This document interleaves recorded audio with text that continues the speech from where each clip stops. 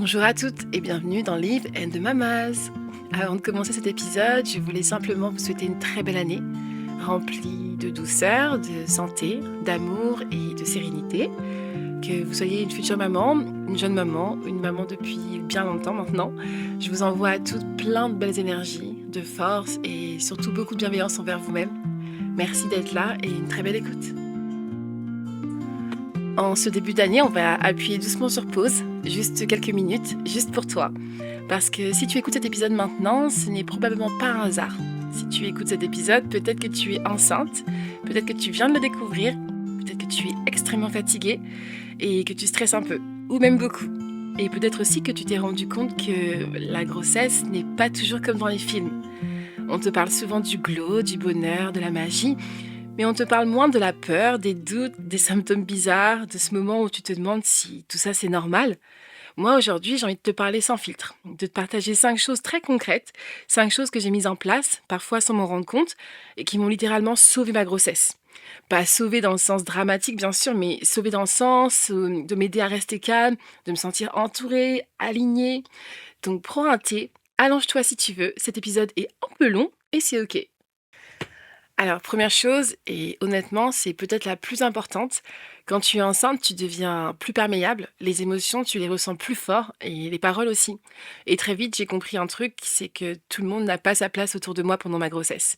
Il y a des gens qui ne font pas exprès, mais qui projettent leur peur, leur expérience, leur traumatisme parfois. Tu annonces ta grossesse et on te répond: «Ah mais tu vas voir, moi j'ai vécu ça» ou «Prépare-toi à ça». Stop! Moi, j'avais besoin de personnes qui soient vraiment contentes pour moi. Pas poliment contentes, pas jalouses, pas envahissantes. Des personnes qui sourient quand je parle de mon bébé. Des personnes qui me disent ça va bien se passer, ou tu fais bien, ou je suis là. C'est ça le début d'un village. Et franchement, j'ai aussi pris de la distance avec certaines personnes. Sans drame et sans explication interminable, juste pour me protéger. Et si toi, en ce moment, tu ressens que certaines conversations te fatiguent, eh bien, écoute-toi. La deuxième chose essentielle, c'est d'avoir une femme de confiance. Une copine, une sœur, une cousine, une collègue devenue amie, quelqu'un qui a déjà été enceinte. Parce que la grossesse, c'est aussi ça. Se demander si ce qu'on ressent est normal, ou paniquer pour une douleur bizarre, ou encore avoir honte de certains symptômes et se poser 1000 questions qu'on n'ose pas toujours poser au médecin ou à la sage-femme. Et parfois entendre un «oui, je l'ai eu aussi» ou «c'est normal» ou encore «mais t'inquiète pas, ça va passer», eh bien ça change tout. Avoir une copine, une sœur avec qui tu peux parler sans filtre de ton corps, ton intimité, de tes peurs et de tes pensées les moins jolies, eh bien, c'est thérapeutique. Alors attention, je ne dis pas qu'il faut 10 avis différents ou encore créer un groupe WhatsApp qui va te noyer, mais une ou deux personnes maximum, mais des personnes safe. Troisième point, et honnêtement, c'est l'un des plus importants pour moi, c'est les réseaux sociaux. Ils peuvent être une vraie source de soutien, c'est vrai. On y trouve des témoignages, des conseils, des femmes qui partagent leur parcours avec sincérité. Et parfois, ça rassure, ça fait du bien de se sentir moins seule. Mais quand tu es enceinte, ton corps change, tes émotions sont à fleur de peau et ton cerveau est en hypervigilance permanente. Et là, les réseaux sociaux peuvent vite devenir un terrain glissant. Tu ressens un symptôme, quelque chose de nouveau, d'inconnu, et tu veux comprendre, tu veux te rassurer. Alors tu cherches un mot-clé, une vidéo, un témoignage. Et très souvent, ce qui se passe, c'est que tu tombes sur le scénario le plus anxiogène. Complications, fausses couches, urgences, récits traumatiques. Des histoires vraies, oui, mais sorties de leur contexte et surtout pas les tiennes. À un moment, j'ai compris quelque chose de fondamental, c'est qu'accumuler trop d'informations ne m'aidait pas du tout à aller mieux, au contraire, ça nourrissait mes peurs. Je passais plus de temps à analyser mon corps qu'à l'écouter, et plus de temps à anticiper le pire qu'à vivre le présent.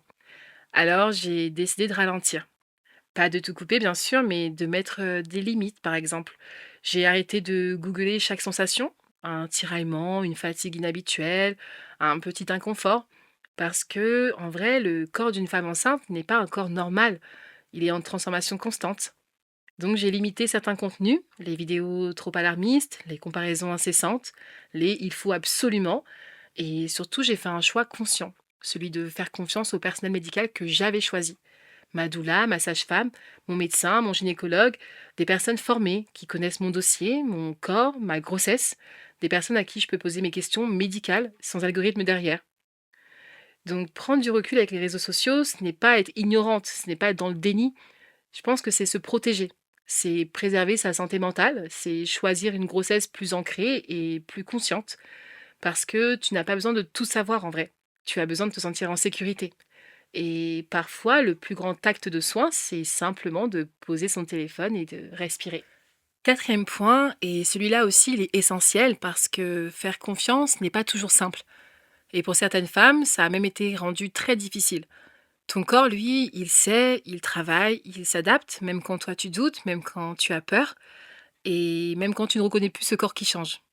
La grossesse, tu sais, c'est un véritable lâcher-prise. On perd une part de contrôle sur son corps, sur ses émotions et sur ce qui va arriver. Et normalement, le suivi médical est là pour accompagner tout ça, pour surveiller, expliquer, prévenir et rassurer. Mais la réalité, c'est que toutes les femmes n'ont pas vécu un suivi serein. Certaines ont été mal reçues, peu écoutées, minimisées et même parfois jugées. Des phrases maladroites, des commentaires déplacés, des rendez-vous expédiés et des inquiétudes balayées trop vite. Et à force, on se ferme, on se braque, on n'ose plus poser de questions, on n'ose plus dire quand quelque chose ne va pas. Si tu te reconnais là-dedans, il y a quelque chose de très important à entendre. Tu as le droit de changer de sage-femme, tu as le droit de changer de gynécologue, tu as le droit de changer de médecin et tu as le droit de changer de suivi. Si tu ne te sens pas à l'aise, si tu ne te sens pas respecté, si tu ressors de tes rendez-vous plus stressé qu'apaisé, eh bien, sache que ce n'est pas un caprice, ce n'est pas exagéré, c'est simplement prendre soin de toi. Parce que c'est ta grossesse, ton corps et ton vécu. Un suivi médical doit être un espace sûr, un espace où tu peux parler librement, poser toutes tes questions, exprimer tes peurs et signaler ce qui te semble inhabituel. Ton rôle à toi, ce n'est pas de poser un diagnostic, ce n'est pas de tout comprendre médicalement. Ton rôle, c'est d'écouter ton corps et de transmettre ce que tu ressens. Le rôle de l'équipe médicale, lui, c'est d'analyser, d'expliquer et de rassurer quand tout va bien, et d'intervenir aussi quand c'est nécessaire.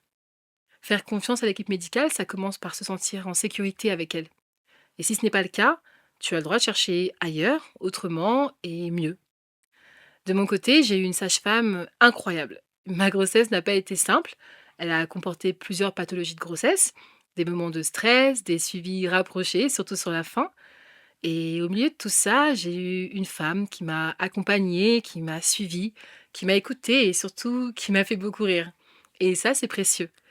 Parce que quand la grossesse devient plus lourde, plus médicalisée, on redevient un peu une petite fille. On a besoin d'être rassuré, entouré, regardé avec douceur. Cette sage-femme, elle a compris ce rôle-là. Un rôle de sororité presque maternelle. Elle me voyait très souvent et à chaque rendez-vous, je me sentais en sécurité. Et en réalité, je n'ai pas seulement eu un suivi médical. J'ai choisi mon équipe, personne après personne. Pas pour leur CV, pas pour leur titre, mais plus pour leur personnalité, leur compassion et surtout leur bienveillance.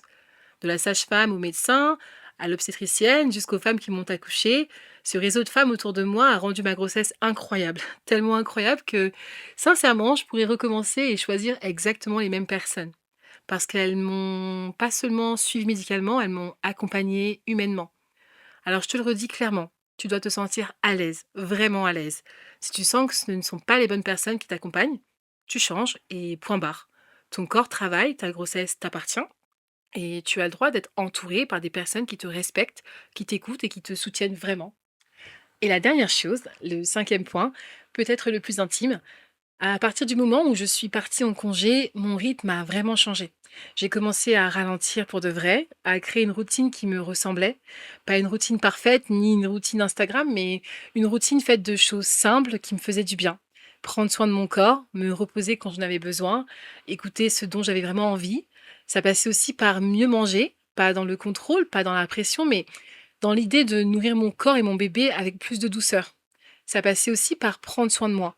Et c'est important de le dire, si tu es une femme coquette, eh bien n'arrête pas. Continue d'aller chez l'esthéticienne, chez le coiffeur, continue de faire les choses qui te font te sentir belle, féminine et bien dans ton corps. Et puis après le premier trimestre, quand l'énergie revient doucement, tu as aussi le droit de sortir, de revoir tes copines, d'aller manger au restaurant, de passer du temps avec ta famille. Mais si au contraire tu es plutôt casanière, eh bien c'est ok. Si tu n'aimes pas spécialement sortir, tu as aussi le droit de rester chez toi, de ralentir encore plus et de profiter de ce moment pour commencer à préparer le nid de ton futur bébé. Ça peut vouloir dire réorganiser une pièce, agencer les espaces différemment, imaginer où ton bébé va dormir, où tu vas l'allaiter, où tu vas te poser. Ça peut aussi simplement vouloir dire trier, ranger, te débarrasser de choses qui ne te servent plus, de choses que tu repousses depuis des mois, voire des années. Tu sais, préparer le nid, ça ne veut pas forcément dire acheter, ça veut d'abord dire faire de la place.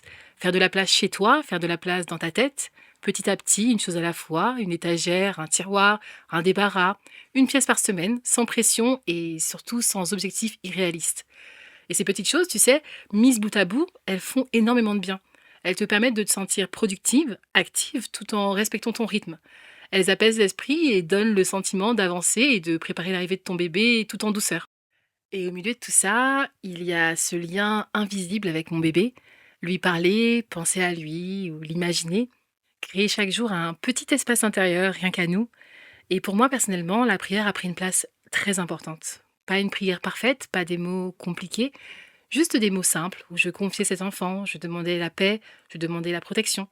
Et ça m'a profondément calmée. Parce que la grossesse, ce n'est pas qu'un suivi médical et ce n'est pas non plus qu'une liste d'examens. C'est un passage, un bouleversement, une transformation profonde, et tu as le droit de la vivre à ton rythme.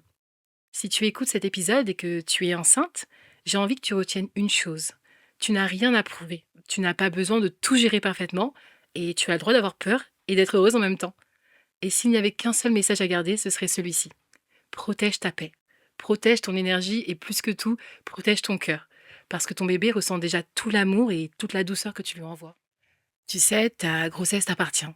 Pas à la société, pas aux comparaisons, pas aux phrases toutes faites et pas aux regards, et pas à moi, ta place. Elle t'appartient à toi. Ta grossesse, c'est ton corps qui change, c'est ton cœur qui s'élargit et ton esprit qui traverse des montagnes russes. C'est ton histoire unique, singulière, non reproductible. Et même si d'autres sont passés par là avant toi, personne ne vit exactement ce que tu vis. Tu as le droit de ralentir, ralentir quand tout autour de toi semble te pousser à accélérer, ralentir quand on te demande d'être performante, souriante, disponible, ralentir quand ton corps te parle plus fort que ton agenda. Ralentir, ce n'est pas abandonner. Ralentir, ce n'est pas être faible, c'est s'écouter. Écouter ton souffle, tes besoins, tes limites et tes émotions. Et tu as aussi le droit de dire non. Non au rendez-vous que tu n'as plus d'énergie d'honorer, non aux conversations qui t'épuisent, non aux conseils non sollicités, non aux attentes irréalistes et non à la culpabilité. Dire non, ce n'est pas rejeter les autres. Dire non, c'est te choisir. Et te choisir aujourd'hui, c'est déjà choisir ton bébé. Tu as aussi le droit de te protéger. Te protéger du stress, des pressions inutiles, des comparaisons toxiques, des discours anxiogènes. Tu as le droit de créer une bulle autour de toi, une bulle douce, lente, rassurante, parce que ce que tu ressens, ce que tu vis, ce que tu traverses, eh bien, ça compte. Peut-être que ta grossesse n'est pas celle que tu avais imaginée. Peut-être qu'elle est plus fatigante, plus angoissante, plus solitaire ou simplement différente. Et tu sais quoi? Eh bien, c'est OK. Il n'y a pas de bonne façon d'être enceinte, il n'y a pas de grossesse parfaite, il n'y a pas de ressenti interdit. Tu as le droit d'être heureuse et inquiète, reconnaissante et épuisée, impatiente et effrayée. Les émotions peuvent coexister et elles ne font pas de toi une mauvaise future maman. Tu as déjà fait de ton mieux, même les jours où tu doutes, même les jours où tu pleures sans trop savoir pourquoi, même les jours où tu n'as plus d'énergie et même les jours où tu te demandes si tu es à la hauteur. Tu fais déjà de ton mieux. Et ton mieux n'a pas besoin d'être spectaculaire, il a juste besoin d'être sincère. Souviens-toi de ça. Ton bébé n'a pas besoin d'une mère parfaite. Il a besoin de toi, de ta voix, de ta présence, de ton amour imparfait mais réel. Même maintenant, même in utero, il ressent ta douceur, ton intention, ton lien. Alors si aujourd'hui tu te sens fatigué, autorise-toi à te reposer. Si tu te sens dépassé, autorise-toi à demander de l'aide. Si tu te sens seul, eh bien rappelle-toi que tu ne l'es pas vraiment. Il y a d'autres femmes, d'autres mères, d'autres futures mamans qui ressentent exactement ce que tu ressens. Prends une respiration. Là, maintenant, inspire profondément et expire lentement. Tu es là, ton bébé est là et c'est suffisant. Merci d'avoir pris ce temps avec moi. Merci de t'être offert cet espace. Merci d'avoir écouté jusqu'au bout. J'espère que cet épisode t'a apporté un peu de douceur, un peu de réconfort et un peu de permission. Alors prends soin de toi, vraiment. Prends soin de ce petit être qui grandit en toi jour après jour, au rythme de ton cœur. Tu n'es pas seul, tu n'as rien à prouver et tu es exactement là où tu dois être.